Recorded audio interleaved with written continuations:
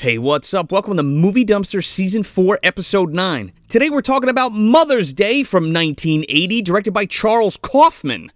I'm Joe Lascola. I'm Sean O'Rourke. I'm Connor Sergeant Kabuki Man McGraw. And I'm Josh Schafer. Welcome to the Dumpster.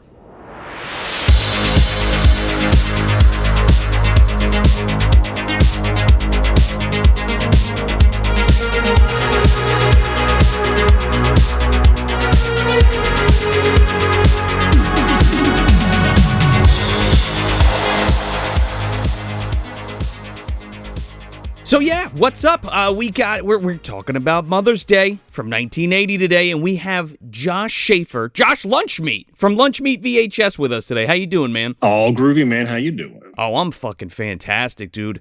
So what's cooking? I mean, we know who you are, and I'm sure a lot of people listening know who you are. But can you do us a favor and tell the folks that don't know who you are what you do, and all the mystifying fantasticness of Lunchmeat VHS. Wow, that's quite an intro. Thank you.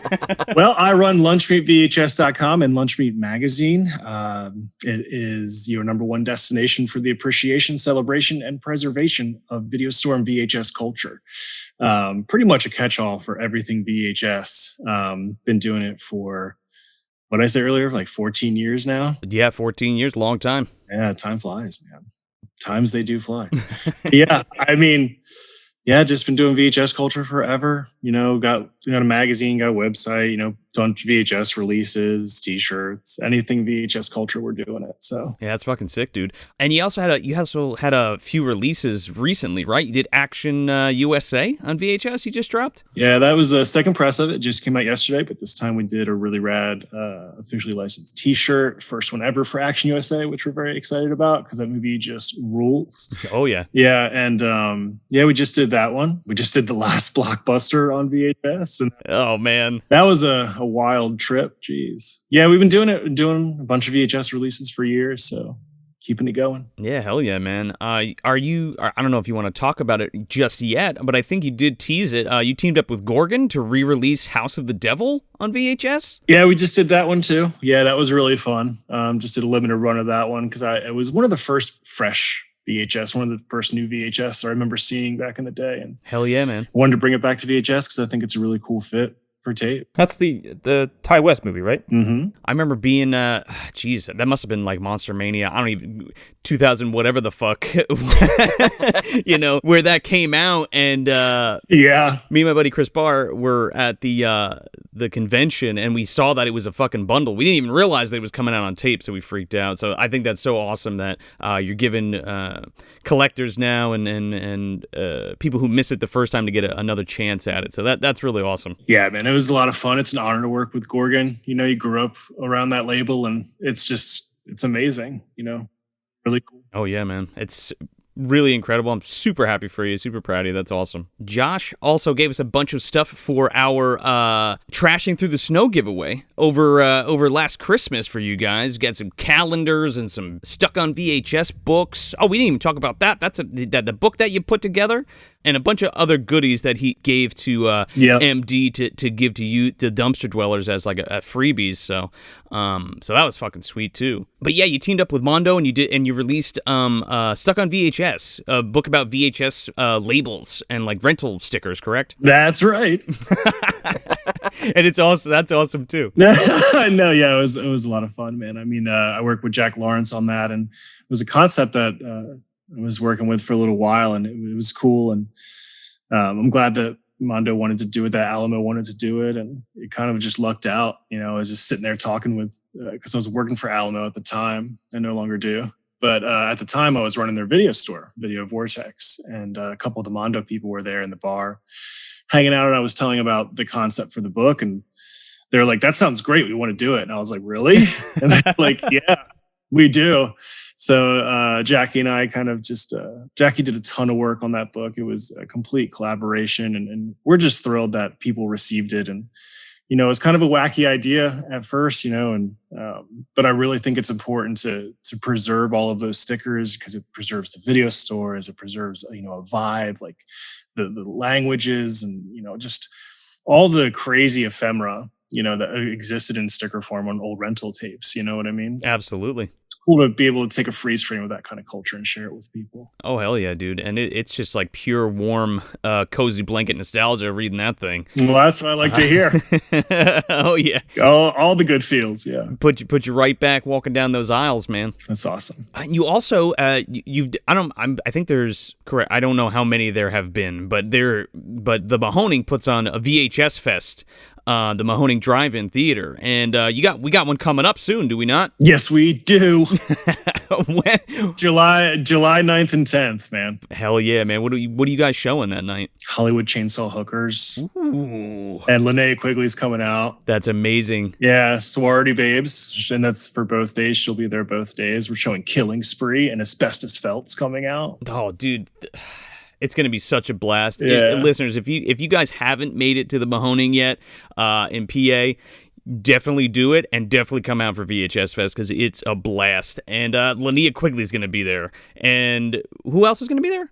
Asbestos Felt and someone else, right? the director of Savage Harvest will be there, Eric Stans. And yeah, it's going to be really cool, man. I worked with Ross from Saturn's Core on it. You know, it's definitely my favorite party of the year. Oh, man, it's going to be a good one. Most rewind inclined radical time of all time. For sure, 110%. Yeah, man. And you know it. You know how it is. Oh, yeah, that's what I'm saying. Y'all got to fucking go do that. Get your tickets. Go get your tickets for Mahoning Drive-In Theater for VHS Fest, baby. And before we get into the Deep Barrens here, we get too deep into it, just do us a favor, please, if you haven't already. Wherever you're listening to this, whether it's Apple Podcasts or Google Podcasts or Spotify, YouTube, wherever you're listening to this, Stitcher, we're everywhere.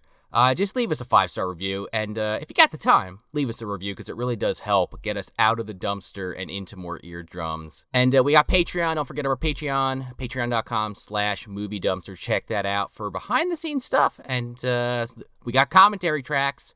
So check that out, please, for $5 and $10 tiers. But yeah, today we're talking about Mother's Day. So if as our guest, would you be so rewind inclined to there you go. plot crunch this, brother? Okay, so 3 college best friends reunite on a camping trip and are terrorized by backwoods buffoons and their batshit crazy mother. Bingo. I didn't know we were watching Wrong Turn.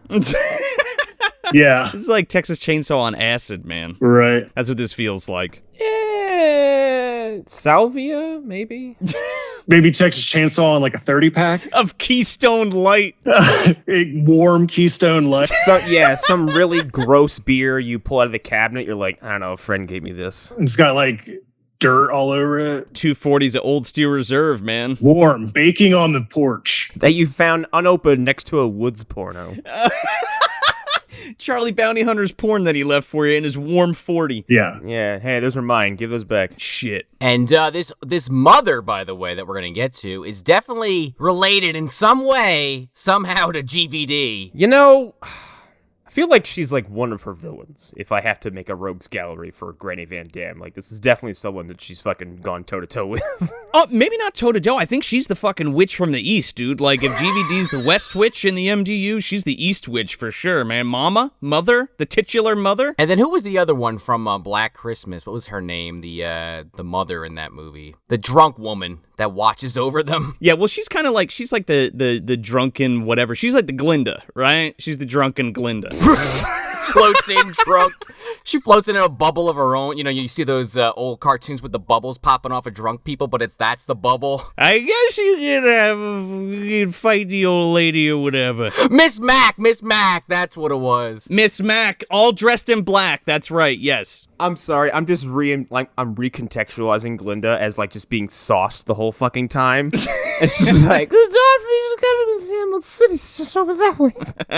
Little people, the bushes. You might have crushed this witch with your house. It's fine. So, I want to talk a little bit about just in general. This is directed by Charles Kaufman, who is the brother of good old Uncle Lloyd Kaufman, founder of Troma. Him and Michael Hurst founded Troma, and this is part of the Troma catalog, but it wasn't originally released by Troma, which is kind of strange to me. I believe Saga Film released this theatrically when it came out in 1980.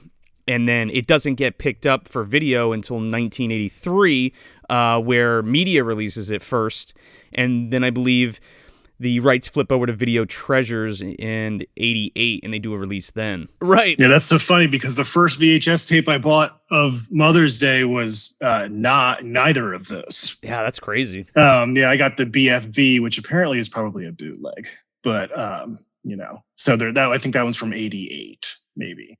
So I have to check the box, but yeah. So this does get brought back into the Troma catalog, but doesn't get released under the Troma banner until 2000. I think, on DVD, and then it flips to Anchor Bay, and they pick it up and they release it in 2012. I don't know, but I have a Troma VHS release of Mother's Day for sure. Yeah, they did put it out though, right? Was that like in the 90s when it was like the Troma Classic, or where it had like Troma's like banner on top of it? What is it called again? Yeah, that's definitely it. Yeah. I don't know where you were going with it, Joe, but did you know there was a remake of this movie that came out in 2010? Oh my god. Yeah, there sure is. It's got Frank Grillo, doesn't it? Because I think I watched this and fucking hated it. Well, guess who directed it? One of your favorite directors, Connor, I would have to imagine, based on your love for this series. Your boy. Darren Lynn Bozeman. Yeah, you know what? And as I'm watching it, it did feel like a fucking discount Saw 2, but it's okay. Like, this movie's mean. That movie is just a fucking bleak trip without any joy whatsoever. And, like, it's way too long for what it's doing, and the ending is fucking ridiculous. It's a 90-minute cruelty reel. I detested that movie. I watched it like a week after a very significant like perspective changing development. I was like, wow, this is just nasty and I fucking hate it. And now you get to talk about the original. Here's the thing. I had no fucking clue. And when I sat down today, I was like, wait a second. Did I watch this 2 weeks ago? And I was like, no, that's on Tubi. That's a different movie altogether. This is on Shudder. They're totally different things. Ugh, so you watched it last week? Jesus Christ. The remake? No, a few weeks ago. Oh, why? Honestly, what I do Tubi roulette, where like I just pick something and then I just let it play. Because I'll be doing something on the computer, or like I'll like whatever, I'll cleaning or something. And then it kind of just came on after something else. And so I was like, what the fuck is this? Because I've seen this poster for this like everywhere. And so I saw Frank Grillo looking very baby-faced and not at all threatening. I was like, okay, you have my curiosity, because why is he not dressed like the Punisher and doing Punisher things? Because he's always who I wanted as the Punisher. Or just being, generally aggressive and yelling at Captain America. I think I know what really happened. Connor saw the schedule. He said, hey, we're doing Mother's Day in like a month. Hey, I think I might as well watch it now. Fuck it. And then by the time it was over, it's like, I don't think that was the right movie. I wish I could take credit for being that much of a good planner, but that's not at all what happened. It's more like just me stumbling face first into something like I always do. Apparently it has nothing, it's like super loosely based on this film. I've never seen it. It's a home invasion movie, first of all, and it's like a house party happening with like I said, Frank Grillo's there. There's a couple other actors I recognize in it. And it's two bank robbers who are brothers, or three bank robbers. There's three brothers this time. One's wounded, and like they just like shack up in this like house for, I don't know, to recover, to hide.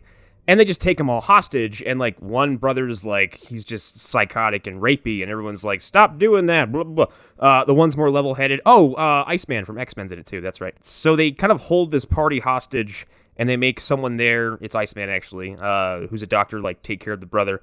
And then when things start getting out of hand, they call Mother to the house, who then shows up to like, I don't know, like lay down the law, manage everything. Yeah, she shows up as like a fucking district manager. She's like, all right, well, let me just figure this out real quick. Get the fuck out of here. What are you, Mama Fratelli? Get the fuck out of here. Yeah, that's what it feels like. And then after that, it's just like, let's see how many different ways we can make you watch these despicable people murder one of these completely innocent people. And like they'll build up a protagonist and then immediately murder them. Oh, subvert your expectations. It's not very good. I hated it.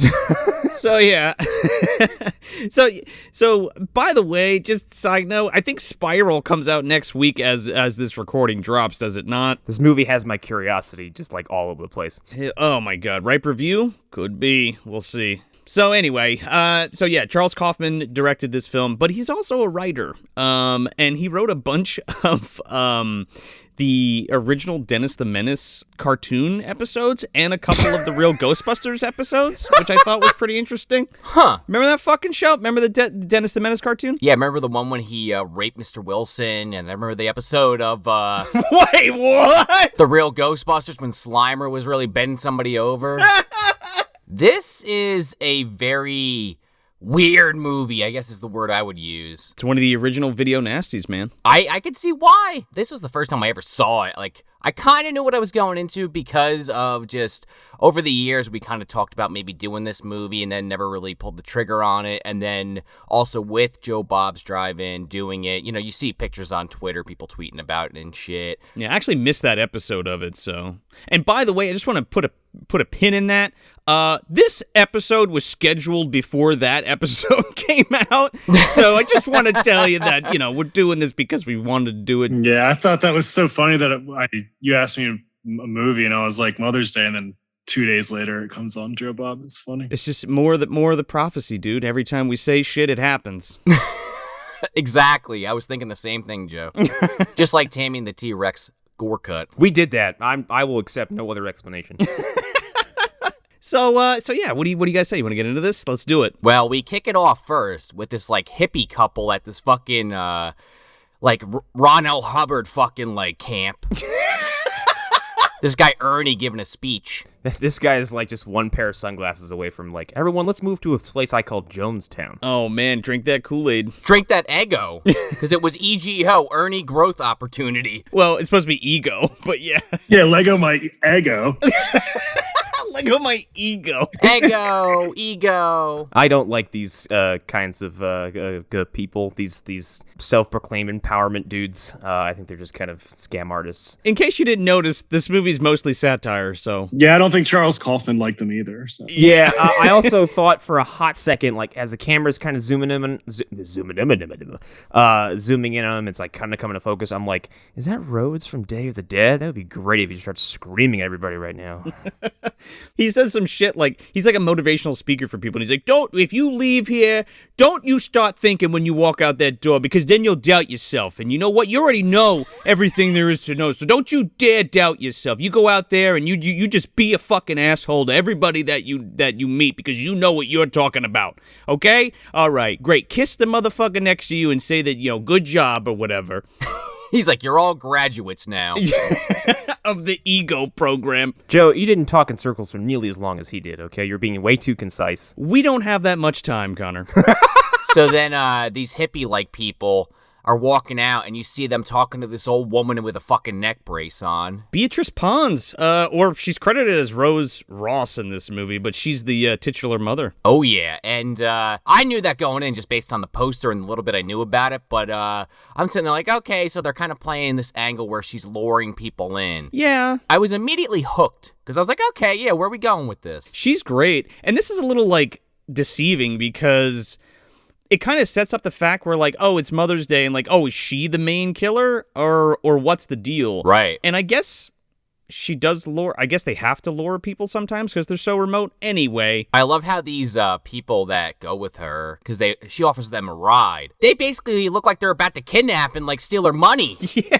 The guy in the back seat's like pulling a rope out from under his shirt. There's some really good like gags where like they go to like they're gonna steal the car, but he's like all right, you know, coaxing the chick in the front seat, and she ends up like turning on the fucking radio instead of stealing the car. He's like, oh, thanks, I can't live without my music. Yeah, but he pokes that in the beginning too, is like because they are doing the role reversal, like who's the killer here. Yeah, he's like, hey lady, you like music? And she's like, sure.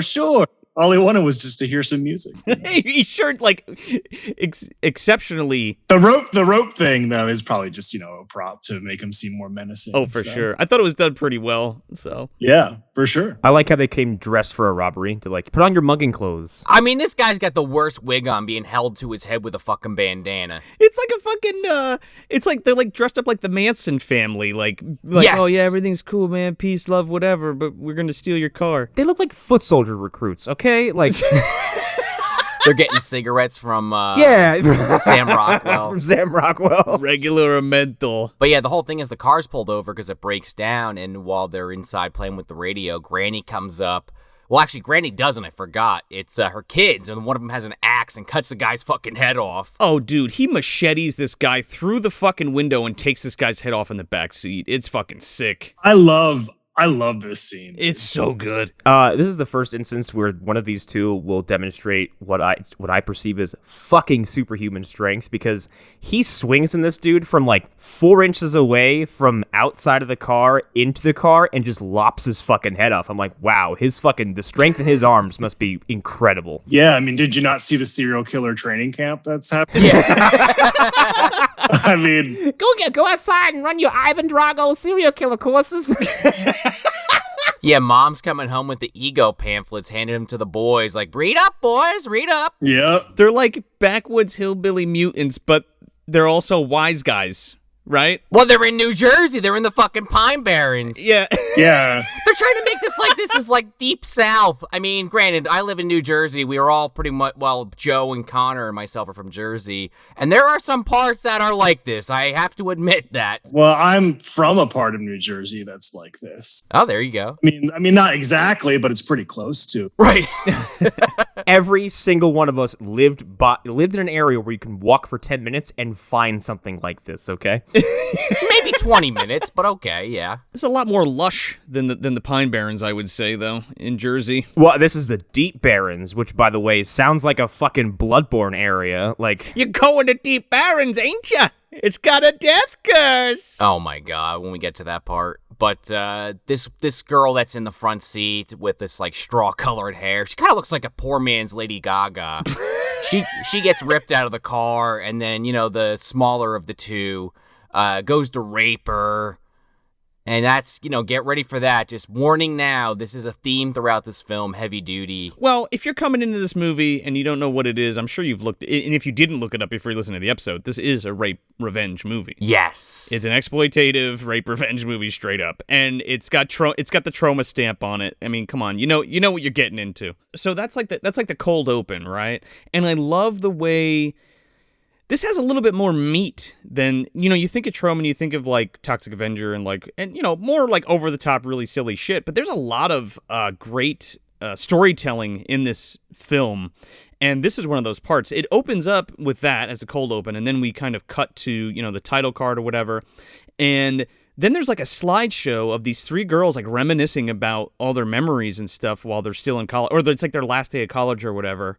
And the credits are coming up over this whole thing of them showing slides of different things that they've done together and talking about like times past and stuff and reminiscing and stuff. And I thought that was like really sweet, and what a great way to establish those characters to come like right out of the gate. Yeah, super well done. Yeah. You know, it's a very memorable credit sequence because it's so important to the film, right? And I've always thought of it like that. 2 things that I did want to say about the cold open with the machete. They rented that car, and if you look really closely, you can see that there's plastic stapled to the roof of the car because of the splatter. They rented it, so they didn't want the blood to hit the top. And there's always that. They fixed it in the later things, but in later versions of it. But when she screams before he gets his head lopped off, but she's already covered in blood. So I always thought that was funny. I always enjoyed that too. I'm stuck in a time loop. He keeps getting his head chopped off. I mean, essentially. Dude. Yeah. That's cool stuff about it. Oh, and just real quick, it does come up in the beginning of the credits. It says Wolf Breath College, 1970. So this is like, what is it, 10 years? Yeah. 10 years prior, yeah. Well, and just let's establish the fact that like these 3 women consider themselves, that they call themselves the Rat Pack, right? That's their little group. I thought that was a little stupid, but sure. Friends have nicknames for their groups, whatever. Yeah, I thought it was cute. I thought it was fun. I thought it was a great like bonding thing to have them all together and to come back the way they do. Because you're thrown into this and you're really not sure what the fuck's going on. And then the visual storytelling in this is amazing. So yeah, we have that intro, and then we get 10 years later to all of these three girls' lives, because that credit sequence ends with them saying something like, I wonder where we're going to be when we grow up. Flash forward, We flash forward to fucking Boogie Nights over at Trina's house. In fact, in one of the rooms in there, William H. Macy just shot his fucking wife and her lover up and just blew his brains out. Mark Wahlberg's walking around with his dick hanging out somewhere. Yeah. Well, what do you think Trina's, that's her guest for the party? Oh, yeah. This party is simply too. I love it because, it's just so fucking bonkers. It's like bougie, artsy pool party. Is that what we're going for? Oh, yeah. There's, Blossom's there, the fucking butler, and he's cutting loose with his fucking hot pants on. Dude, everyone's doing cocaine. Everyone here has money, okay? This is a yuppie party. John Claude's there. He's got $10,000 worth of cocaine he brought with him. Dude, 10,000 fucking bison bucks. He's just making it rain on fucking Kylie Minogue in the background. This is all the cocaine I could not finish while filming Street Fighter. I'm gonna snort all this fucking cocaine. Kylie would not come today. She said she's embarrassed of me. And fuck I'm going to fuck everyone in this pool party. Who's first? This is where he comes up with JCVD. What if I did a movie where I was just a fucking loser? I think this is where he learned about that pro tip from Richard Pryor. They were over there in the corner chit-chatting. Yeah, you put it on the penis. Oh, okay. And then he lit himself on fire. He was great. Just an aside, I love the way that how this scene is tied together, because there's this person roller skating, and we keep cutting to the roller skating, and it keeps introducing us to characters and all these. I mean, they're tertiary, they're not important at all, but I just love the way that the scene is kind of played together. Or I love the way the scene is kind of played together. Isn't there a guy with a beard who snorts a big fucking pile of cocaine, someone addresses him, and he just passes out? Oh yeah, there's a lot of that. He just tips over. Yeah, I'm pretty sure that's Charles Kaufman's uncle or Charles Kaufman's. I read that it was one of Charles Kaufman's relatives. There was a lot of his relatives in that scene and crew people too in the beginning. Well, we talking about that old man that's hitting on that woman in the bathing suit? Because that definitely looked like a Kaufman. Yeah, it might have been, but I think it's Charles Kaufman's mother that has the dog, and she's like, this party is simply too. That's his mother. And it's Charles Kaufman as the teacher in those slides. Oh. I believe so. That's what I've read before, yeah. Oh, that's awesome. But this woman gets a Western Union, much like Liu Kang in Mortal Kombat. Oh, yeah, it says Chang's dead. Details later. Yeah, a letter from Grandpa. I think I got the wrong letter. This is from China? I don't... Who? Who the fuck is Chang? He said you were Chung! Fucking Michael Anthony Hall shows up. So then we see a series of events where the other two women get a similar thing. We see this woman, Abby, who kind of goes home. I think it's Abby, right, where her mother's screaming at her the whole time. Mm-hmm, that's Abby. Yeah, we cut to Chicago, and it shows Abby doing her thing, and I believe she's a librarian, and she has this domineering mother who's that she takes care of. I'm sick! I'm very sick! I'm sick, I'm very sick! I'm very sick! She just screams. It's like, what's his face? Howard's mother on Big Bang Theory. Oh, yeah, well, Bedelia, you bitch, man. That's what's going on here. It's Father's Day. She's like, oh, I'm so sick, and you're a fucking whore, and that's all you're doing when you're out. You're going, you're whoring around when you're not home or some shit.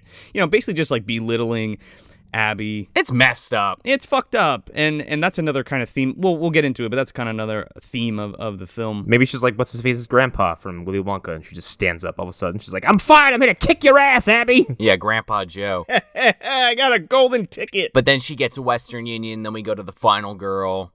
Well, maybe a poor choice of words on that one, but we go to Jackie. It's very deceiving, but we go to Jackie, yeah. And she lives in New York, and she goes up to her apartment, and she gets a letter herself. Yeah, and they're all pretty mildly successful at whatever they're doing. She does have this bum-ass boyfriend, this hanger-on. Oh, fuck this guy, man. Stealing money out of her purse and then using a rolled-up 20 to snort coke. A 50, and then he fucking pockets it. He sticks it in its crotch. There's just too much art in me. I can't go get a 9-to-5 job because I'm a piece of shit.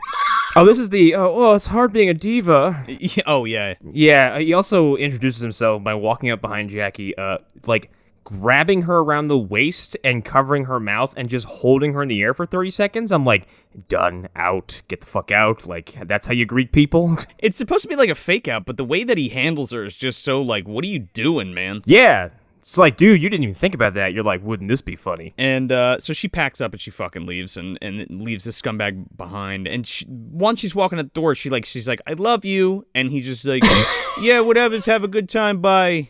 Take it easy. I love me too. Yeah.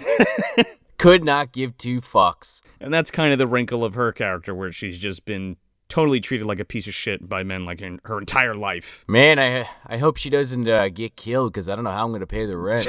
Oh, well. Can I crash here for the weekend? Thanks, babe. Bye. My economic future depends entirely on her survival.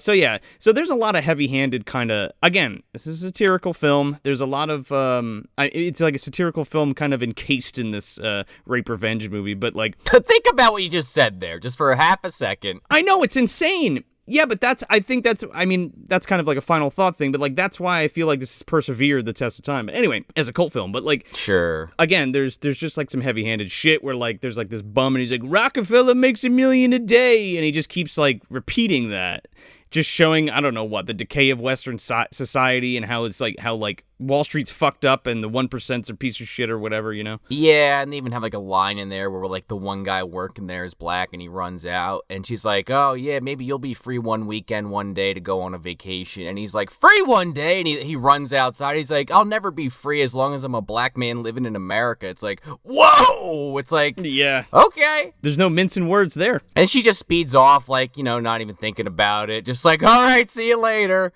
Yeah, well, bye. That's great. Here's a Pepsi. I think that these scenes do a really good job of like introducing these characters in their present life. Like Joe, how you said they did a really good job of like in like what 35, 40 seconds or something to show who they are. Yeah. Like I think it shows where they exist now. You know what I mean? Like, Trina's really posh and she's kind of bitchy and kind of, I don't know if that's the right word. She's uptight. She's uptight for sure. Yeah, I don't know if I want to use that word though. I'm just saying like she's kind of, like conservative, and she does yell at the butler to get the hors d'oeuvres out of there. That's the only reason I said that. She's like, tell Dressel to stop jerking off in the kitchen. And I'm just like, it's pretty good. You're embarrassing me. But I mean, she's assertive is what I should say. And oh, yeah. Also a little sharp and acerbic. You know what I mean? So I think it presents that really well in 30 seconds. And then Abby, and I like how they're all spread across the country. Like she's LA, Abby Chicago, and, she's in New York. So I thought that was really cool too. Love it, man. I think this entire stretch, it's like a 10 or 20 minute stretch of like just these three just hanging out and either reminiscing or just bullshitting and being friends is actually, I think they spend the perfect amount of time on it, because when things start going south, I kind of gave a shit about what was happening, which is more than I can say about other slasher movies of this type. Like, I joked about Wrong Turn, but like Wrong Turn will throw like 11 faces at you and go, pick one to care about. Doesn't matter, because someone's going to be wearing their face in an hour. They're also all unlikable in Wrong Turn, where everybody here is like relatable. You know what I mean? Yeah. Everyone in those movies is a caricature of something you're supposed to hate, so that you cheer when the barbed wire fucking garage comes out or something. But like, yeah, this is a little more sensitive, I guess. Yeah, well, that's kind of not what the movie's not about. The gore and the killing. It's about the journey that these women have. And again, like, I can't stress enough, like that visual storytelling and like all of that stuff, and like just Josh just said, just bringing it all in really quickly but really poignantly, and telling the backstory of all these characters, it just within visuals and like just little things in the background. Like we find out who Jackie is too from her fucking her answering machine. You know what I mean? There's like messages from her husband who had just divorced her, and her mother who's like, your father knows this really rich guy and he's super. You better go marry him because he's rich or whatever. Hey, April, I hate to do this to you, but you're fired. So then they get picked up by Jackie, and they start going on their way, and they stop on their trip. Somewhere else in New Jersey, out in the deep south of New Jersey, I guess. And they stop at this convenience store and they act like a bunch of chuckle fucks and just like fuck this guy's store up. They're wearing like bags over their head. Okay, so Jackie goes into the store first to talk to this guy who has just finished slicing his finger with a knife. That's a good little like horror shock, right? Like I remember I first saw that, and like even still, and just like it's brutal. You're like, ugh. Well, it's gross to look at because he's not really trying to treat the wound. He's just standing there with this like rag over it and it's dripping all over. Yeah. Yeah, I like how there's a fly on his hand when it happens, and then like there's a fly on him when he's just standing there. I don't know how do you plan that? You know, it's cool. Yeah. But yeah, she's basically Jackie's buying supplies, and then Abby and Trina are fucking around, ruining his store. So of course, after they leave, he does the cliche old man from the horror movie thing, and he runs out and says, "You are gonna serve," as they fucking peel off. He calls them lesbians. Is that what he says? Come on, man. Yeah. Yeah. He's like, you lesbians are gonna go die in the Pine Barrens because you knocked all my shit over in my fucking store. Did you know how long it took me to stack those fucking potatoes? And then he tells him that it has a death curse, and then he served a notice for being sued by Paramount. Again, this is another great thing. Like this movie isn't slow per se, but like it really puts you in tune with these characters and kind of like what they're about and all their personalities and stuff. And like Connor said before, I think it's a testament to like giving a shit about them later. So Jackie has like these bags over their head and they're walking through the fucking woods to get to like Hidden Lake or some shit. And they're dropping like beer cans in the woods and stuff. And I was kind of pissed off at that at first because like, what the fuck are they just like littering all over the place? I mean, it comes in. Oh, I knew exactly what they were doing immediately. Yeah. It comes into play later. Fucking Hansel and Gretel. Well, yeah. I wrote that down first. I didn't even know what happened later. I was just like, all right, they're going to use this to come back to the car somehow. There's a great shot where like Trina's like, oh, you guys are so like lower class or whatever. Like you guys live in shitholes or whatever. And like it's not my fault. I chose the glamour. She takes her fucking shoes off and steps right in a pile of horse shit. Bear shit, dude. Or bear shit, yeah, I guess. Yeah, I would say there's definitely no horses out there. That's definitely something else very large. I was gonna say, well, maybe a horse. I do kind of love how quickly she recovers from that. Like, I would have been, like, flipping out. I would have been like, I'll catch up in 5 minutes. Motherfuck. Barefooted, by the way. I don't know if you said that. Oh, yeah. Right between the fucking toes. Barefooted? Get it? Oh, man. And apparently that bear poop was edible. Was it? Looked delicious. It does look like chocolate, like straight up. It looks like someone just stepped in a melted bunny. I like the line where she's like, watch out, there's bear duty.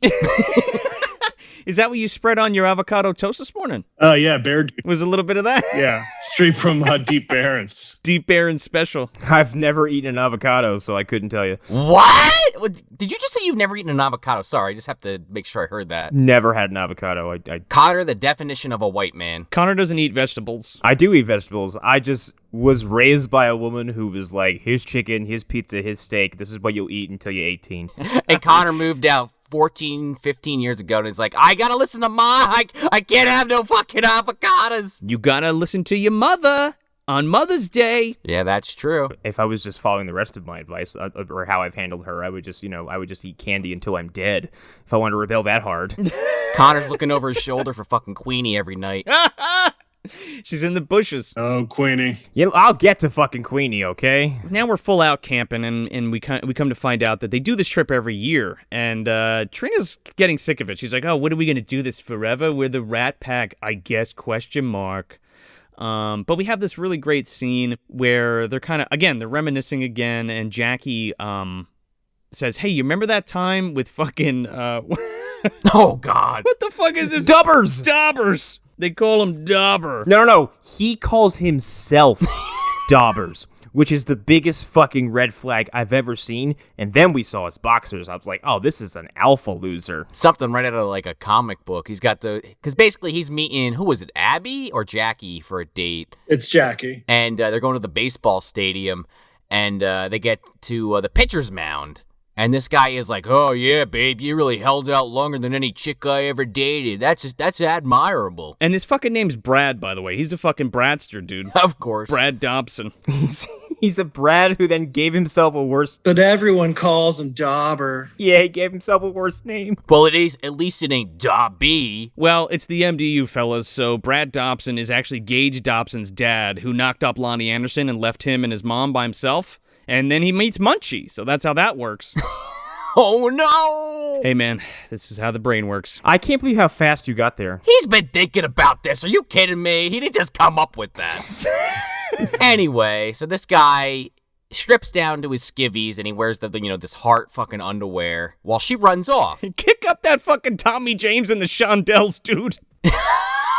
Their whole budget right there. Yeah. If he wasn't insufferable enough. First of all, I do love the fact that like she's like, I'll get the body oils, and then just walks away, and it just stays on him just walking in circles for a couple seconds, and then you're like, oh yeah, she's not coming back. But the camera is just lingering on him while I think we're alone now keeps fucking playing over the speakers. And then he starts doing push-ups of like, I want the sky. No, wait a second. This man is naked at this point. Naked on the pitcher's mound doing push-ups to psych himself up for the sex. And like at this point I was like, I hope a fucking satellite dish falls on him. Like his dick is getting hard from the fact that he's like, yeah, I pitched a fucking no-hitter on this mound, baby, and now we're gonna fuck on it. Yeah.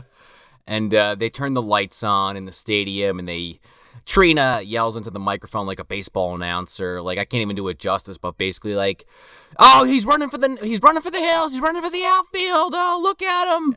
This piece of shit, Brad Dobson, it's like one of the greatest burns ever. The thing is, like, nobody's even around to see it, but they see it, and that's enough. You know what I mean? Yeah. All the fucking lights come up on the stadium, and they burn them. And this is kind of the thing where, Trina and Abby have always been there for Jackie and always had Jackie's back and always kind of protected her, So they plant that seed heavy duty in this scene. And then we come back to the current timeline, and while they're still kind of reminiscing, we start to kind of see from the POV of somebody in the bushes, and I hate to break it to you guys, but it's not Dr. Sam Loomis this time. Nope. It's not even Jason Voorhees this time either. Or Michael. I mean, he's got that heavy breathing, but it is not Michael Myers. But it's just a tease this time because we go to like the next day and they're just kind of like hanging out camping. There's like a skinny dipping scene, but it's not like egregious. It's like, 3 chicks hanging out, going swimming. Yeah, no, definitely. And they go fishing and stuff. And I just want to note the fishing part, too, because Jackie and Abby are kind of freaked out by the fish and don't know what to do with it. And then Trina, the least likely one you'd think of, gets up, unhooks the fucking hook from the fish's mouth, and then cleans it and cooks it for dinner that night. That's a really well-cleaned fish. Really yeah, well-cleaned man. Fish. Goddamn trout. It looks like Heathcliff fucking put it in his mouth and pulled out the bones.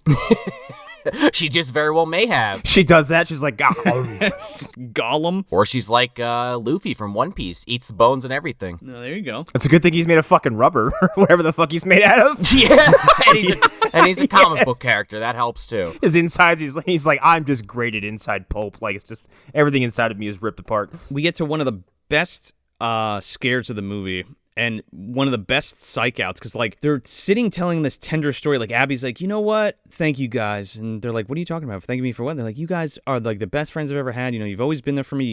You've coerced me to do things that I wouldn't normally have done myself, so I just want to thank you for that. And Jackie goes to retort, like, tenderly, and out of fucking nowhere, fucking Ike and... Adley. I wanted to stop for a second, because... Adley can easily become Abby in 2 seconds, yeah. So Ike and Adley jump out of the fucking bushes and just stuff these women into their sleeping bags and drag them to the fucking Texas Chainsaw Massacre house. One of them is dragging 2 pillowcases, one in each hand. And again, I was like, is he a mutant? Like, how is he doing this? Dude, serial killer training camp. Yeah, man. Hell yeah. Again, he's getting those ego booklets from the fucking town meeting. Toxie wasn't the first mutant from New Jersey, man. It was this guy. And Ma brought him into the world. Is this like a body melt situation where you have some fucking farm in the middle of nowhere producing this fucking super chemical, and then it gets out into public and makes Toxie? It could be, man. Don't worry, when he mentioned Momma Fratelli earlier, I was immediately thinking of that body melt episode. Go listen to that for context from last year. So they bring the girls into the house, and they go see Momma, and they're like, hey, Ma. Adley comes in, and he takes... You haven't seen their faces yet. And now Adley takes his fucking mask off, his I don't know, it's like Sackhead Jason crossed with Donnie from fucking Don't Go in the House. And he takes it off, and he's like, oh, we got the girls, ma. They're in the other room. Like, what are we gonna do with them? And Mom's like, Did you boys forget something? Like, go wipe your feet and then kiss me on the cheek. Yeah, this is what Norman Bates' mother was probably like before she died and was just a husk in a chair. I don't know, man. Like, if this was, I mean, it sure as fuck wasn't Vera Farmiga. Let's put it that way. Well, no, but if this was it's like Mrs. Bates, but like, again, like if she was pumped full of like 70s fucking pop culture. Yeah, no, sure. Also, she was broke and living in the fucking woods. The hotel took a dive, Norman. We have to move out into the woods. Well, shit.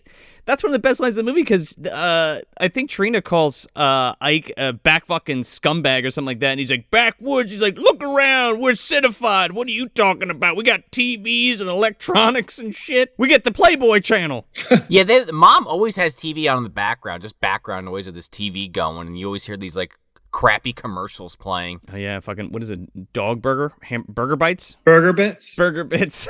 That was a great commercial. I love how they just stayed on that for the entire commercial. Yeah, I wanted to talk about the house a little bit since we're entering Oh, yeah. the house. I mean, this house is disgusting and it's like crazy. And like, there's so much, because that house was abandoned, I guess, for like 10 years. And apparently, like, they found a dead body there or somebody was murdered there or something. Oh, no. Yeah, that could be internet hooey, but it's just like I've read it before, you know. And It's a good urban legend if it's not true. yeah, and you know, there was apparently shot near, the same lake that Friday the 13th was shot on in New Jersey, or it was close or something like that. So, Oh, they shot. So did they shoot this in Blairstown? yeah, it's in Blairstown. Yeah, Oh, yeah. Gotcha. I didn't know that. yeah. So they shot it there, and but that house, like, you have to look everything that they stuffed inside of it, and like if you look at like the set dressings and everything, it's really really interesting because there's so many. Obviously, I think we'll talk about the satire, like the satirical nature of it, but there's like, Sure. you know, like Star Trek posters and like, Yeah. you know, all this other kind of stuff everywhere. And then all the spray paint all over the walls and everything. And like how the house is decaying. Like that's all like, you know, it's just really cool. The house is really fucking weird. It almost seems like they're like trying to keep it updated but not fixing anything. They're like, well, we got the finest appliances, the newest appliances. What do you mean? Meanwhile, they have this awesome Travolta from like the 70s poster. Well, yeah. They're collectors of trash. They're hoarders. And on top of that, they have incredibly terrible hygiene. So you just have this like landfill that's kind of burst out from the ground. Yeah.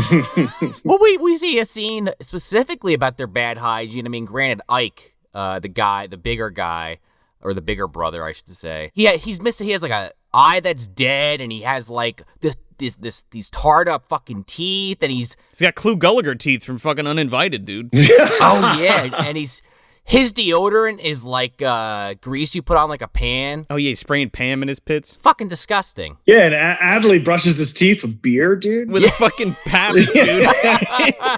So then they drag the girls in these sleeping bags still upstairs, so they're probably banging their heads on every fucking step if these women haven't already been through the ringer. Yeah, they dump him out on the fucking floor and they tie him to like workout equipment. Yeah. And you know, these guys are fucked up, but I think Momma is even like more sadistic than both of them, or masochistic than both of them, because these guys are like sex fueled, but also like have the minds of like children. Sort of. So it's like a weird. Well, because they constantly are showing like their room later on, which we'll get to, but they have a lot of like baby toys and shit in there that they always focus on. Yeah, I agree. I feel like they haven't graduated past like being 12 years old. Oh, for sure. Exactly. Oh, they're absolutely man children. Yeah. Like they have like action figures, all the fucking the dresser and everything. They're man children who are also depraved sociopaths who find joy in torturing and murdering people. So No, I was gonna say, and like I was thinking about this, you know, watching it again, and I've seen this movie probably over 100 times, but you really start to like not feel bad for them, but realize that like, man, they're just a product of this crazy woman. Yep. They don't know anything else. You know, all they know is like TV and like boxes of Trix cereal and like serial killer, you know, training camp, which I've said the third time. It's really one of the best scenes, you know? So, dude, it really is. But yeah, like you said, like they've been, that's the connotation there where it's like, okay, well, they've been force fed, you know, pop culture. You know what I mean? Yeah. In a way where like somebody who wouldn't necessarily have access to that stuff is, and they're like feigning like being up with the times, because they're talking about like Adley really likes disco and Ike really likes punk, and there's like two caricatures of that, right?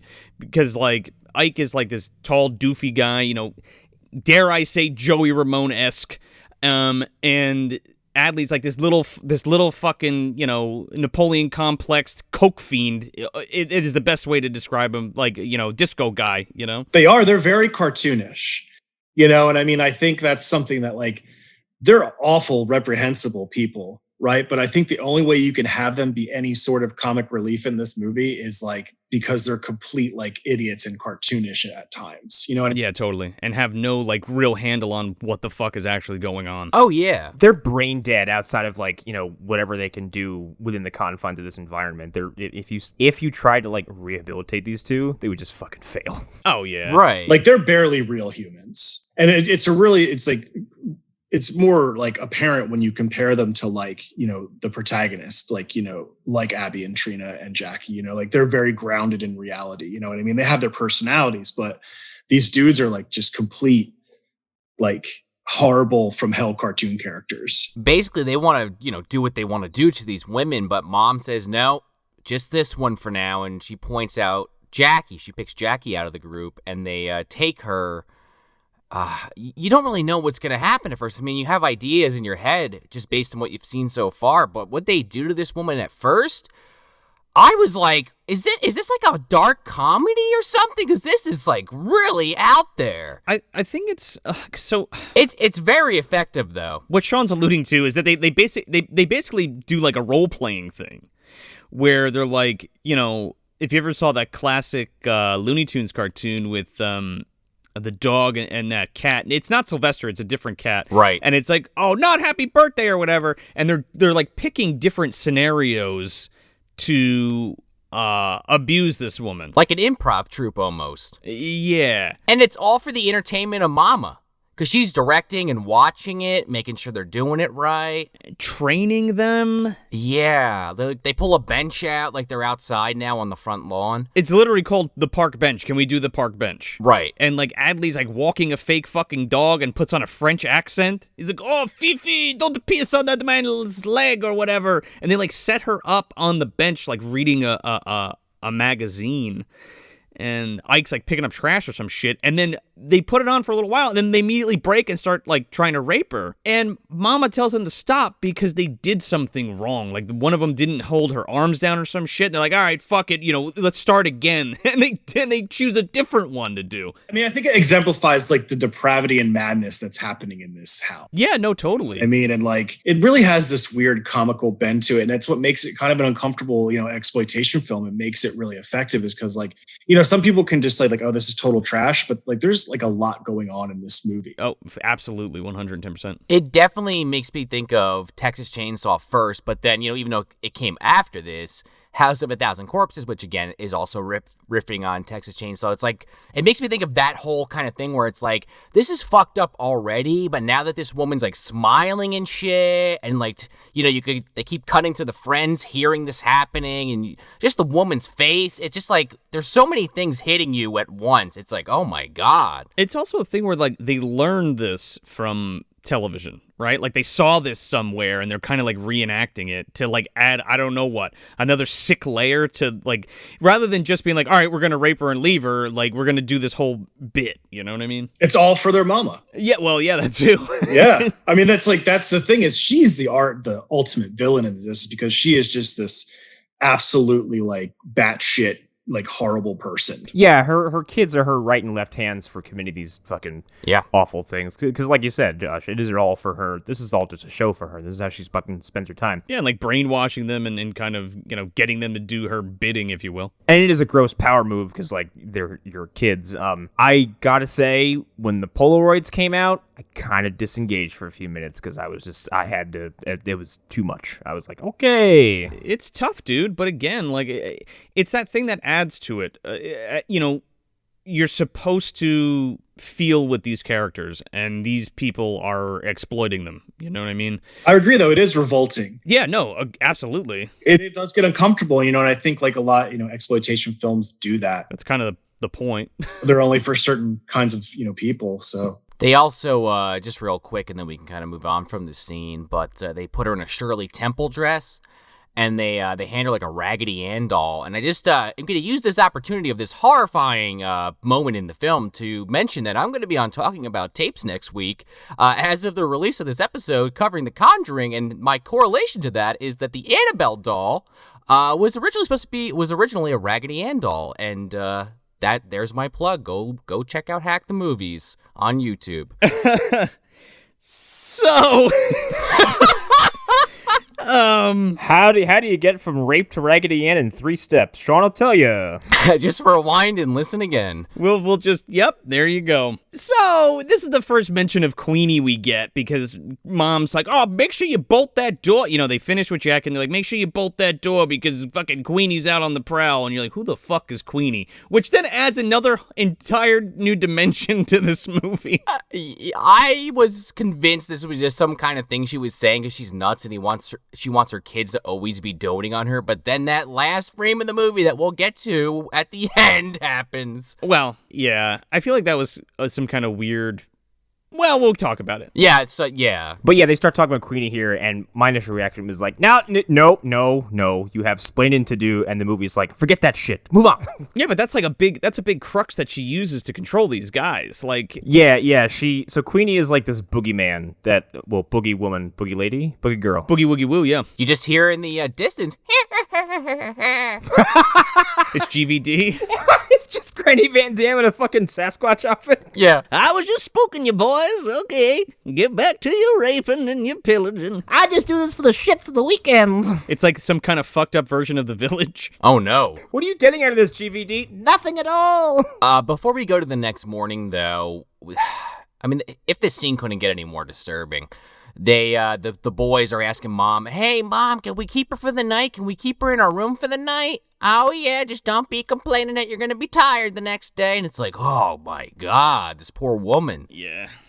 And again, it gets real uncomfortable, especially if you go in not understanding what you're getting into. I mean, it's, again, I feel like I've said it a few times already, but it is very effective. It's just, it's hard to sit through. No, sure. But yeah, then we go to the next morning, and this is where, like, I was talking about these, like, kids' toys, because they wake up to a Big Bird alarm clock, and Mom's in there cooking breakfast like it's just a happy family. She's, like, making pancakes and shit. Man, I had that fucking Big Bird clock. It's like, wake up, sleepyhead. Don't go back to bed. Get your feet out of the bed or whatever. Otherwise, I'm going to come to your house and beat the shit out of you. I'll bring Elmo for backup. Big Bird's gonna have to send some Sesame Street justice your way. Just like on The Simpsons, he comes crashing through the window. Elmo knows where you live. But yeah, this breakfast scene is fucking ridiculous. Just like donuts and like trick cereal and like... pancakes. This motherfucker's drinking Nesquik out of the can without milk. They had diabetes for breakfast, okay? They filled the table with it. Adley is literally jumping across the table by stepping on these donuts, and they just keep eating them. They're eating it out of like buckets. Yeah. I mean, like a mop bucket or something. Oh, man. It reminded me of Gummo, and I was like, oh, yeah, like the spaghetti in the dirty bathtub. That's what it felt like. Yeah, I mean, it's totally disgusting. Finish, Ike. It's good for the liver. Yeah, get your fucking cheese whiz. Yeah. So then we get we got to go exercise, boys. Eat your breakfast because we're going for a fucking serial killer fucking training course. Yeah. This is some fucked up Rocky IV shit, man. This is my favorite scene in the movie, just because in comparison to what just happened, it's very inappropriate, but the fact that this movie takes such a fucking hard left turn into being a ridiculous, over-the-top cartoon for a few minutes, I really appreciate it because I kind of needed the levity. But yeah, this is a straight-up fucking Rocky training montage. Like, they're doing one-arm push-ups, and it keeps cutting back, and they're getting more tired. The fucking push-ups got me. They got all these makeshift fucking, workout devices. They just, like, set up, like, fruits so they can smash them in, a certain amount of time or whatever the fuck. Like, it's... If faces on them and shit. Yeah, like Josh said it is a serial killer training facility. Like, it's ridiculous. I love the music in this scene, too. Well, it's just basically a Rocky. Yeah, total subpar Rocky ripoff. Like, And Ma sitting there with her fucking clipboard, like, yeah, very good, very good. She's blowing the whistle. She's taking fucking Ivan Drago's stats on the fucking the bag. No, the you know, the treadmill. I fucking forgot there's a heavy bag. They keep cutting back to him. Yeah, they're like stabbing sacks of potatoes and shit. My favorite part is when she's like, now get the big one. Oh, yeah. It's just this watermelon. And I don't know if you guys noticed. I don't know if it's like a goof or what, but there are nails in that park bench. And Yes. So I guess it would help the melons pop when he hit them or when he threw them down. So I don't know what it's for, but I noticed that. Yeah. That's an old Gallagher trick they implemented there. Yeah. Yeah, okay. Put the fucking the nails in his mallet. No, it's funny you said that because I was thinking about that and I was like, oh, well, was Jackie sitting on these fucking nails before, like in this bench? Yeah, I mean, adds another level of... Adds another layer. And obviously, keep adding some more levity to this fucking movie. Obviously got the watermelon from Spivey's farm. They only make them the biggest there. Oh, yeah. I make them big with my magical manure. Oh, my God. Fucking Momma, GBD, and Spivey are having a menage a trois after this with their fucking giant vegetables. Ew. What a gross idea. So Trina, is able to... well, actually, they cut her loose. Like, she's trying to escape, and they cut her loose, and they're, distracted with something else, and they leave, and they just leave her in the fucking room, which was a big mistake. Right, well, there's this really intense scene where Abby lowers her down in the sleeping bag out the window. Another superhuman. Oh, my God, yeah. Yeah, I kind of love this scene because we've talked about this on the show in the past, but, great example of it is Terminator, where you take a character that's very meek in Linda Hamilton, and by the end of the film... they've broken out of their shell. They're standing up for themselves. They're a badass. This movie with Abby in particular really, I feel like, nails that. Oh yeah, absolutely. Trina was already kind of standing up for herself. Like, she's also a badass, but yeah. Specifically Abby, they paint in the beginning as very meek, and now she's really toughing it out, holding onto this string because they walk under them at one point, so she can't drop the sleeping bag right away, and her hands are bleeding, but she doesn't let go. Oh, it fucking cuts her hands real good, man. And then for the rest of the movie, she's got these giant gashes in her hands. I'm glad they did show the damage it does to her hands, because otherwise it's yeah, I think it would diminish how effective that scene is by not showing that, because otherwise it's yeah, whatever, she's impervious to damage. That's such a good scene, dude. Yeah, showing the fact that it just ripped up her fucking hands and she was exerting that much energy into it is nice, and I like that. And she kept quiet and shit. Yeah. I love this scene because it continues to unite them, because that sleeping bag trick is something they used to do for Jackie, remember, in college. Mm-hmm.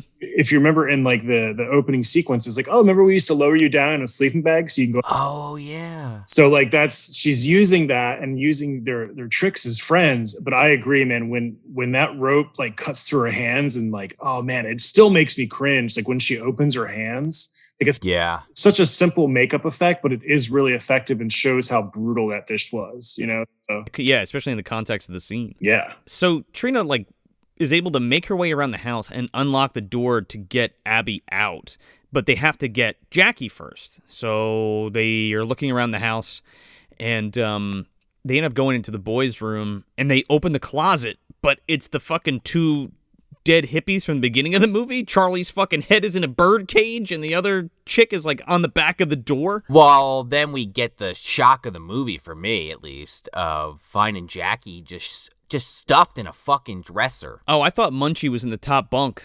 And she was in the bottom, in the drawer. Well, I mean, they pull her out, and again, not to keep joking about this, because it's really not a subject to be joked about, much like we talked about during our Drainiac episode, I think a couple years back. So yeah, they open this drawer and they pull her out, and she's black and blue all over. These guys just went at it all night, beating her and doing what they wanted to her, and she's barely alive. Yeah, it's hard, man. They did a great job with the makeup to really send that message home. So they take her out of this drawer and they're carrying her through the house, and this is now you're on the edge of your seat, because you're okay, what the fuck is going to happen? They have this woman who's incapacitated that both of them need to carry themselves, and they're walking down the stairs, and you're how the fuck are they going to get out of here? I don't know why they didn't just go out the front door that Trina came into, because she walks past that and goes to the kitchen, but then out of nowhere Ike jumps through I don't know what and knocks them down, and Adley and Ike are about to fucking beat the shit out of Trina and Abby. But then Momma starts fucking screaming from the front lawn. Well, because she got left alone. You know, nobody cares about her protection. You better get out here. Queenie's gonna get me. You left me alone, and she's a dirty. She fucking rips deers' throats out, and she's a depraved maniac monster thing. I do like that Ike did the good old Baldwin to get across the room. He just fucking leaped in the air and just belly flopped across something. He'll be breaking that out again later. Oh, he's dolphin done. I love his attack call too. That like, like Oh yeah. whatever the hell that is. Like it's not reproducible. I saw it on Xena once. Also mixed with like a pig squeal. Yeah, it is bizarre and like comical. It's like, are you serious, buddy? You know what I mean? But But it's this giant lurch motherfucker jumping at you. yeah, exactly. Yeah, who sounds like Kurgan from the WWF. He's like... He does have a very bassy voice for sure. Yeah. So they go out there to check on Mom, and she says all that, and basically like, yeah, but what about the girls? And she's like, you're just so worried about the girls. What about me? So it's like Mom's like basically her craziness is actually allowing them to get away. Right, but this scene is that scene where it kind of tells you that all of this is at the cost of her being crazy, right? Like, what am I trying to say? She's facilitating their escape, but it doesn't matter because she's fulfilling her needs or what have you. You see what I'm saying? Oh, yeah. She's like, fuck them. Who cares about them? Like, what about me? Like, you're supposed to do what I say, and you're supposed to be around me all the time and take care of me. Right. Which, works out for our protagonist, because then they head off into the forest, and they find like a little alcove to kind of duck down into, and they cover up Jackie and leaves and shit, kind of just to try to like give her a little warmth and to hide her just in case they get found. And then Trina, she's gonna go back to town, find the car and get help. But they ended up taking the battery out of the fucking car. She uses those beer cans to get back to the car, which came back in a big way. Yeah, little Gretel here. And all in the midst of this, Jackie passes away, and you're like, what? You're like, what? Oh, she's just gonna die and not recover? And Abby's there with her while she passes away, and that's kind of when Abby hits that breaking point. And she's like, all right, this is fucked up. Right. If this was any other movie, she would have been putting the mud under the eyes and putting the bandana on. Well, and she would have attended her serial killer killing camp. Yeah. Okay, that's the next montage, right? Yeah, exactly. Right. It's to the you're the best around. But yeah, she just basically for the next series of scenes while Trina's trying to find help, we just keep cutting back to Abby just sitting there lifeless, holding on to Jackie, just exactly, Joe, mourning, and it's very sad, very well executed. Holding her college ring and just kind of spaced out while Trina gets chased by Ike, and Ike does that the cop thing where like he fakes her out. He's like, I'm the police, but not really. I was thinking about that. You think that's his day job? He's a cop? Maybe. You think he's hanging out with like Arlie Ermy or some shit? He might. Or he killed Arlie Ermy and he took his fucking cop car. Guys, he got this trick from the Runestone, okay? He saw a werewolf dress up as a cop once, and he was like, that's a good idea. That's what it was. Yeah, he saw it on USA on his television, and he's like, oh, look at that. A werewolf wearing a cop hat? I could do that. A werewolf with a sense of humor? I can get behind that. I could get behind that. But she does run away from him for a while, and then she's hiding like behind some bushes, and she, for like a solid minute, I know they're trying to like build tension. Yeah, but it's like a little too much in this part for me because it's like a solid minute of her reaching for this rock. She finally gets it. Well, it does its job because you're like, all right, get on with it, Yeah, so she grabs it, throws it, and he, again, like Connor said, much like that jump across the kitchen table, he dolphin dives into the brush, and he just goes flying down this hill like Chris Farley in, was that Black Sheep? And he's flying down, flipping around like, like tumbling down this fucking hill. It's a great wide shot of like this dude just eating shit. And it's like, it's one of those stunts where it's like, yeah, this guy just tossed himself down a hill. Like, Well, yeah. Yeah, like Petey Wheatstraw, except he wasn't buck naked this time. Imagine whacking your dick on like a rock on the way down or something. Even fully clothed. dude, I can't imagine like the risks involved of just hurling yourself down like some kind of like rugged terrain in the fucking dark with like low budget film lights around you. It's like, what if something happens? Then it happens. Down you go. Well, hopefully it doesn't. See ya. Hopefully you don't crash for manhood on that rock down there. We get a fucking full Queenie lore dump here because we cut back to the house and Adley's playing fucking, I don't know what, Baccarat with fucking mom? Backgammon, I think, Backgammon, that's what it is. For Baccarat, excuse me. They're in there playing B.A. Baracus. I don't know what the fuck they were doing. Hey, Baccarat is a real game. It is, isn't it? Yeah. Anyway, backgammon. And then she's like, isn't this great? You're hanging out with your mom? We're watching Letterman or whatever, and here you go. And he's like, I want to be out chasing the womans. Next, we're going to break out the Chinese checkers. Damn, Sean, I can't believe how in tune I was with you in that joke, but you got there first. Yeah, she's breaking out the Chinese checkers. They're going to play a little Stratego, play some categories. It's going to be a long night. Some Yahtzee, just lots of bland party games. Boggle, yeah. So yeah, we get the lore dump of Queenie, and he's like, I want to, because the whole thing is like he wants to go out and chase the girls with Ike, and she's like, no, that's Ike's job. You got to stay here with your mother and hang out with me because of Queenie or whatever. And he's like, Ike says that you just tell us that Queenie's out there because you don't want us to leave you. And she's like, you're a piece of shit. What are you talking about? How fucking dare you? He actually says Grandma said that she's not real. I'm like, Grandma, wait, where the hell's Grandma? Where's this Grandma character? Well, he says Grandma told me that she shot Queenie and cut her ear off, and he has the ear that she cut off. You never see this ear ever again. He's like, look, I got the ear. And she's like, that's bullshit. Put it away. Yeah, but that ear is so important to you because it helps you identify Queenie. Yes. True. But it doesn't help Mom's case. You know what I mean? No, it doesn't. It doesn't at all. Mom's like, oh, she broke my neck when I was a baby in the crib. That's why I wear this brace forever. I guess.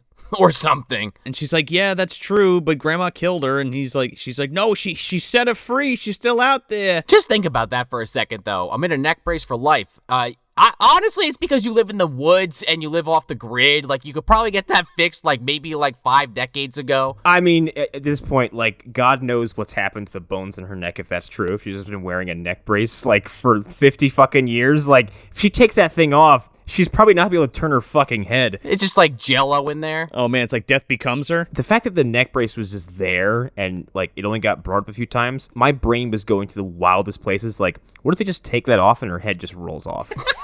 I wish. That would be kind of interesting. Like it's fucking The Wolf Among Us, where it's some magical thing where it's just keeping her head on. I do kind of like it, though, just from, a character appearance angle, because it gives her character... if you just see this picture of this woman, if you haven't seen the movie, you're like, huh, she just has a neck brace. That's kind of different. Yeah. Yeah, it draws your eyes into that detail because you're going to ask, what happened? Why is this a woman walking around in a knee brace?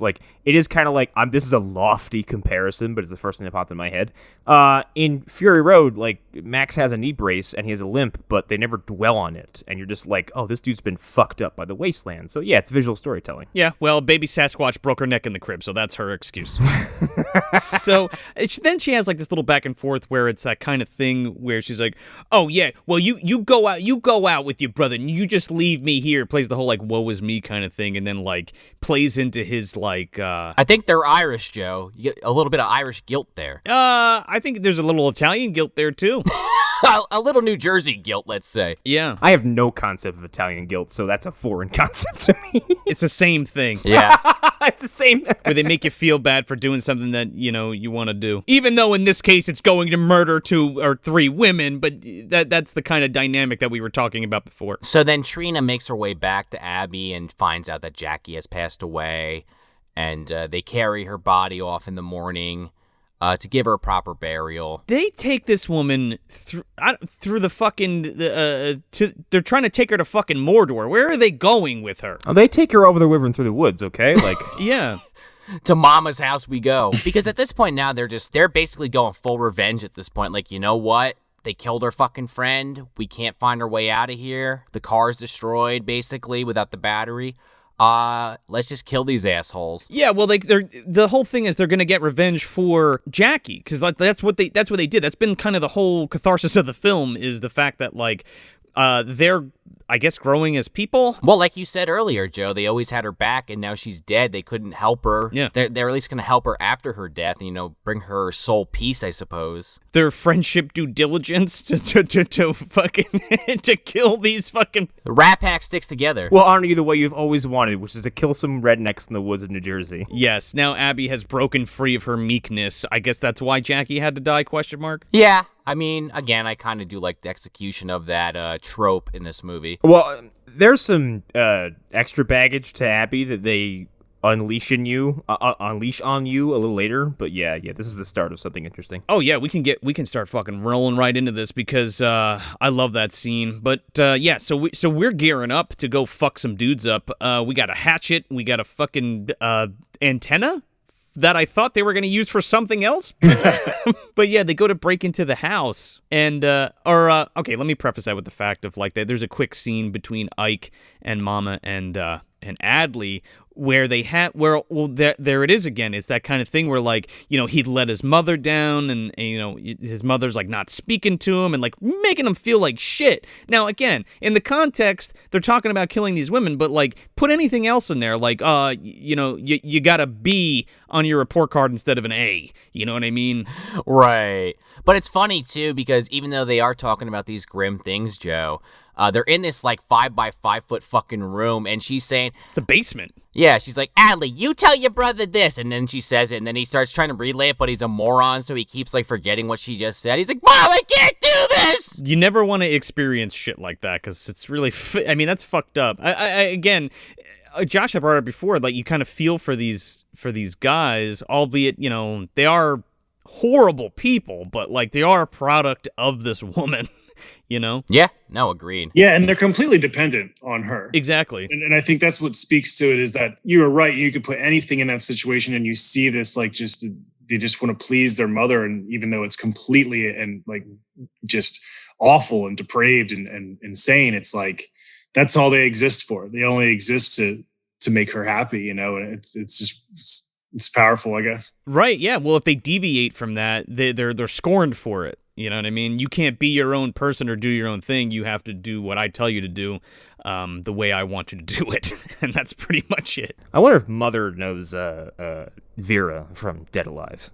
No one will love you like your mother. So anyway, this is the big climax where they fuck these dudes up. Oh my God, she fucking mars this guy, but it actually does damage. Now, it's not as satisfying as I'd like it to be, but it's fine. They're like unlocking the door to get in, and Adley like hears them coming in, and Adley goes to open the door and attack Trina, and fucking Abby from the back stabs him through the neck with a fucking antenna from the car, and it comes out the front. Yep. Trina takes this fucking claw hammer and jams it into his balls, and there's this blood everywhere. He gets the fucking business end of a hammer in the testicles. It's a fucking hatchet, guys. It's a small hand axe. Oh, I thought it was a hammer. Oh, okay. No, it's a small hand axe. Well, either way, he's not doing anything with anything downstairs ever again. The best part is the end where like Abby like jumps on top of him and starts stuffing like cloth into his mouth to suffocate him. Oh yeah. And it takes a little while. This is a really interesting death to me, and I think it's really,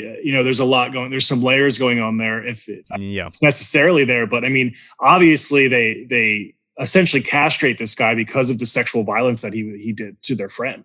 You know what I mean? And I think like that speaks to me. I think that's there, and I mean, it's definitely the way, a good way for him to die. And at the end, it's like they shove these galls in his mouth, but that's what they did to them when they captured them too. So you have to remember that, and I think it's really fitting. They're returning the depowerment that they got from these two. It's the 30 hours of pain from the crow. Like everything you gave us, we're going to give back to you tenfold. Exactly. And that that double entendre of totally. If you even want, I mean, you could make that correlation with like oral sex or whatever, but like yeah, and I think it's forced. I like it, yeah, for sure. It's a good death for him. So then they're outside. I think they're trying to move his body, and Ike just fucking like suicide dives out a window into them. He does the call call again. He does.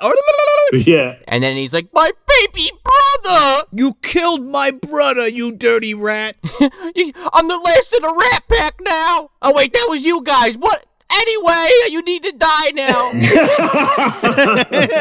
We're the crap pack. I'm sorry. The Shat Pack. So he starts choking Trina to death. Yeah, and Abby, what does she grab? Like some cleaning fluid or some shit? Drano. She dumps powdered Drano down this fucking dude's mouth. It's pretty cool. I love that whenever this happens in a horror film, it always has the same exact effect. And it doesn't matter what it is. Someone will grab like rat poison, Drano, some kind of like powdered, flaky chemical substance, and like it's like a volcano with fucking vinegar and like baking soda. Like they just pour it in the throat, they're like and then just instantly just volcanic eruptions of blood. It must have been her grandmother's Drano because it didn't work. Yeah, exactly. He runs back into the house after them, and they end up getting into a struggle, and they smash a fucking television on his head.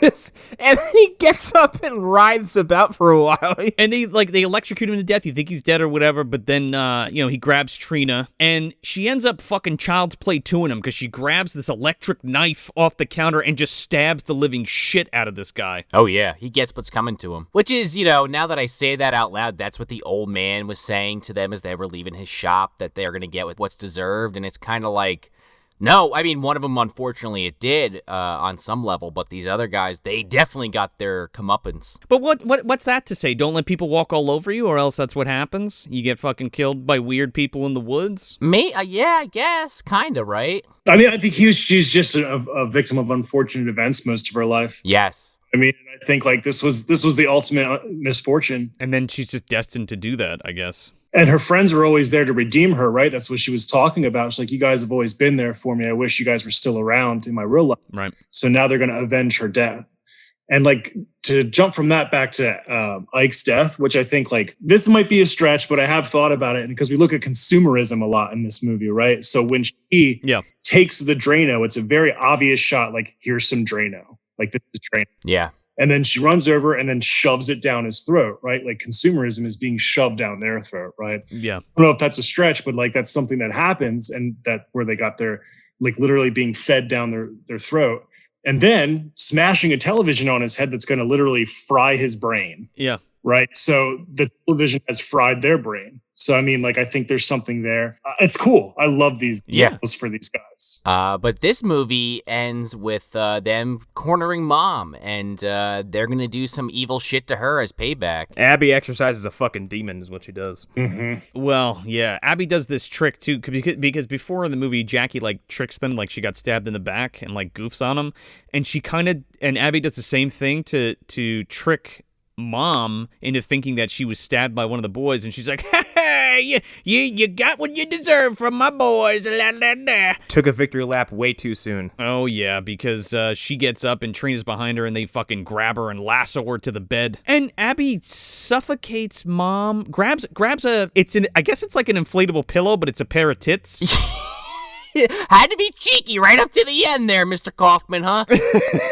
Well, my brother said, it'd be kind of funny even though it was fucked up, so I did it. Yeah, but that juxtaposed about, like Connor just said, like Abby exercising her demons is just like insane. Well, there's also like, look how doting of a woman this was over her like, I'm sorry, and this is gross, but who's to say this woman wouldn't try to breastfeed these two fucking assholes? Oh, Christ. So then to have, like, the visual, like, idea of this woman being suffocated by a pair of inflatable breasts is there's probably some weird psychology there. I'm not the one who's really qualified to dissect it too much, but there's something there. I absolutely agree, and I think there is something there. That item was specifically chosen. Yeah, I think it just dawned on me now, but like, yeah, it's the smothering from the mothering.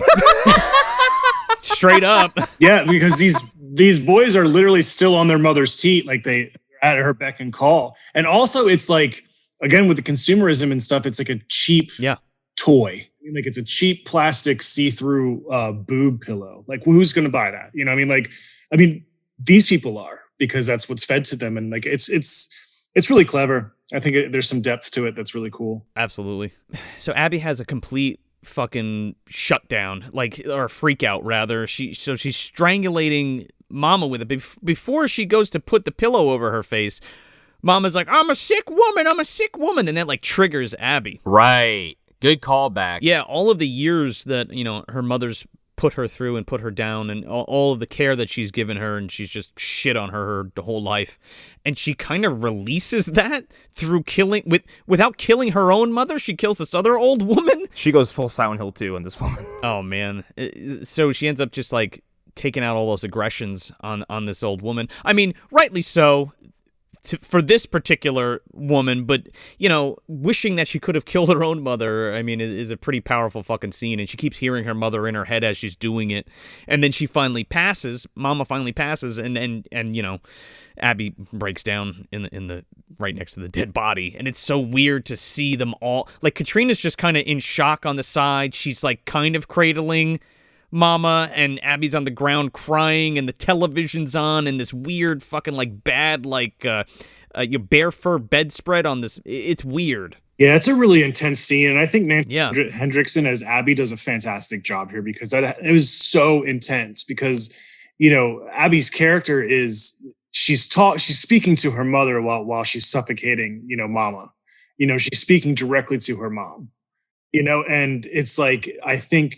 In that moment, she's killing two people, and like it's when she's done, that's why she screams and like curls into a ball and just like cannot and is just totally beside herself because in her mind, she's just killed two people. I'm sure she feels guilt about like killing her mom in her head and then killing this actual woman, even though she's absolutely horrible.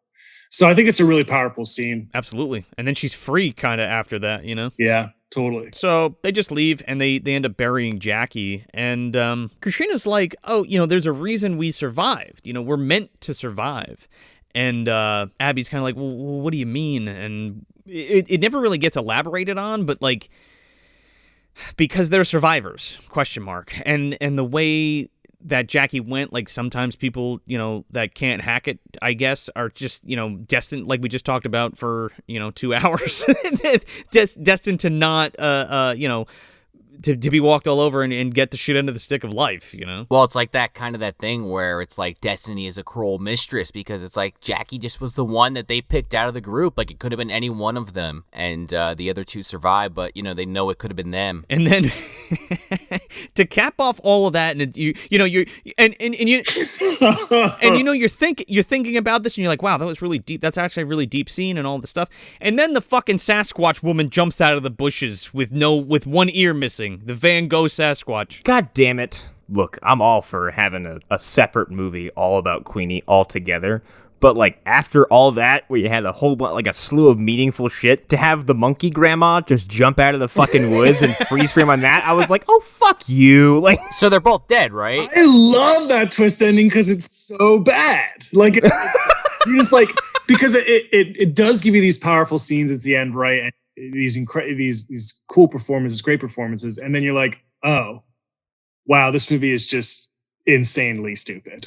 Yeah, well, just when you think they're taking it seriously, it's like, nope, his Sasquatch grandma. It feels moderately insulting, but to the point where you're like, okay, all right, I can accept this.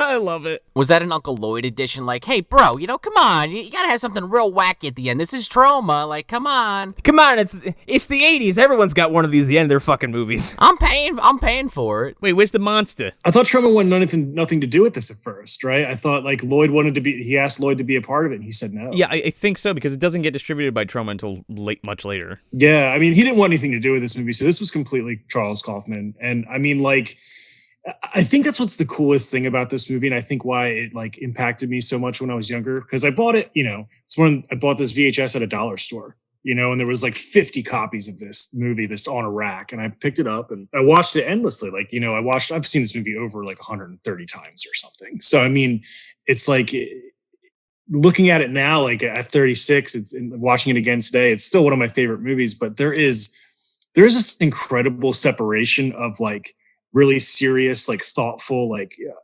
cinema stuff. And then all this just like wacky, like comedy, like what the hell is happening here? Trauma trash. It is a movie that is of two minds. It's trying to be a trauma movie at some points, but then it also has like some shit it actually wants to say, which is kind of weird to see come from, like, even though you said it was distributed later, but like to see something with a trauma like brand on it come out like that is saying something so heavy is kind of refreshing. Well, that's the movies that we love, you know what I mean? Yeah. Again, surface level. If somebody comes and looks at this and like, oh, that's a stupid, whatever, rape, revenge, exploitation movie. But again, there is more to it than that.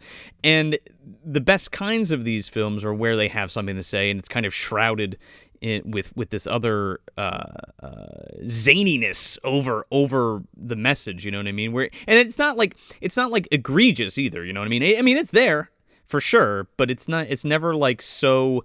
No, but I think I understand what you're saying. I mean, I think that this movie has some rough spots in it for sure, and they're hard to watch. But it's part of the story. It's part of why you get behind, the protagonist, and why you hate the family. Because it's powerful, like it's effective. Of course, those things are hard to watch and don't really age well at all, but that's part of it's a product of its time. For sure. Absolutely. And I think watching this movie when I was 16 or 17, I'm 36 now, it was a different experience. And I think man, there's still watching it today. It remains one of my favorite films because it has so much going on. And it really is for a low budget, I think it was $110,000 or $130 or something like that. It's a really effective, a horror movie. I almost said comedy horror, but there are elements of comedy. No, yeah, dark comedy for sure. Yeah, yeah, dark comedy for sure. And I mean, the satire is all there, and it's a classic for me. So I'm happy we got to talk about it today. Yeah, totally. Every episode we do this, but is this where are we putting this, in the dumpster or is it on the shelf? So I had to think about this. I think this is a pretty effective and good horror film that actually does some interesting things and also does kind of give you some levity and some weird comedy to kind of to settle your nerves a little bit. But when this is over, I kind of thought about it, and I do not think I'm cut out for this kind of movie anymore due to some recent changes. I found myself to be hypersensitive to a lot of stuff that was going on, and I can acknowledge the strengths of this movie. I don't think it has too many weaknesses. I personally had difficulty getting through it, so I don't really know where to put it. I guess shelf, but also yeah, there it is. You bought it to have it. Yes, but you're never gonna watch it again.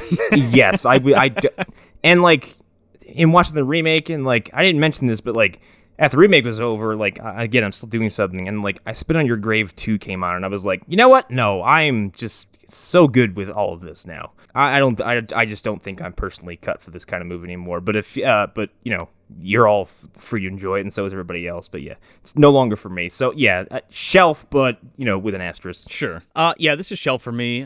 There's so much here to kind of unpack in a few different ways, like we've done. I mean, I can't really speak any more to it than we've kind of broken it down, but it's just one of those classic 80s gems that really kind of it stands the test of time, and I think a lot of the subjects that it deals with are still true today. I mean, even more so. Jesus, with social media and the internet and accessibility to those things and overindulgence and over stimulation with all that shit, and how it really affects our everyday lives and kind of how we relate to it and each other. But also, it's just a good revenge romp as well, and it's written super well, and it's shot actually super well too, especially for a low budget flick. It has something to say, and it still says it really well, and I can't say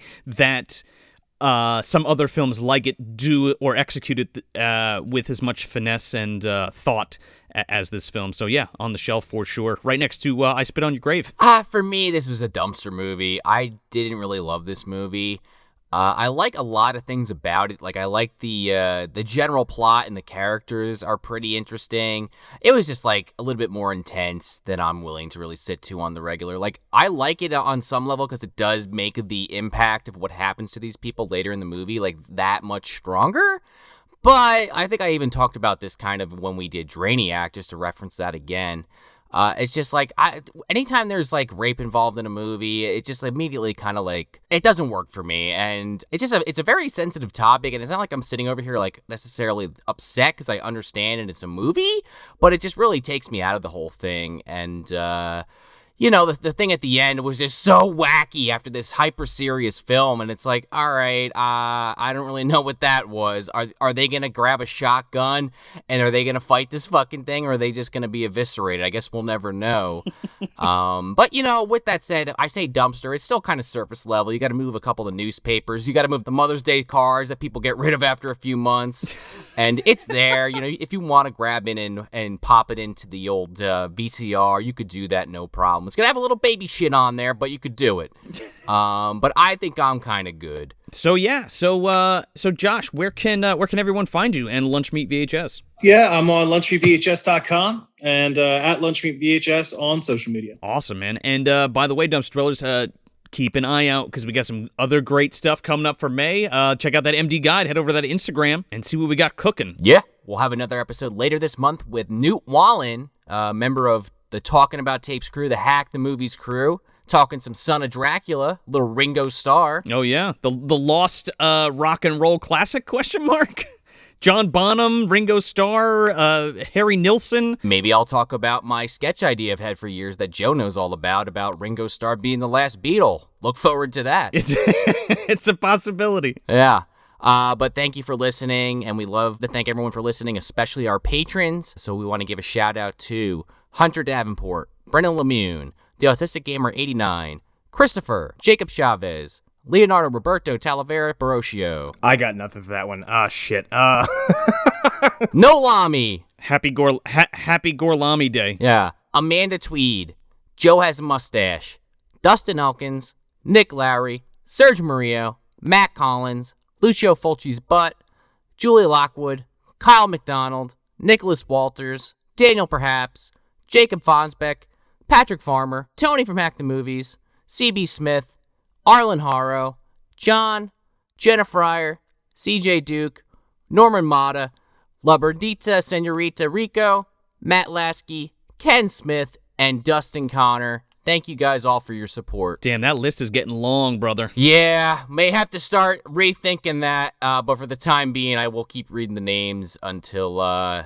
future notice. For sure. Thank you guys so much for listening and supporting the show. And, as always, for no money at all, go give us that 5-star review on your wherever you get your podcasts. And, yeah, we'll catch you later. So that's it. That's Mother's Day from 1980, directed by Charles Kaufman. If you want some more good, bad, and god-awful movie goodness, head over to MovieDumpsterPodcast.com and follow us on all of your favorite social media and streaming platforms. You can also head on over to our Patreon page and sign up for the $2, $5, or $10 tiers for monthly exclusive content, or drop by our merch store and grab yourself some non-committal swag. Yeah, for no money at all, you can leave us a 5-star review on Apple Podcasts or wherever you get your podcasts to support your favorite show. I'm Joe Lascola. I'm Sean O'Rourke. I'm Connor McGraw. And I'm Josh Schafer. Thanks for visiting the dumpster.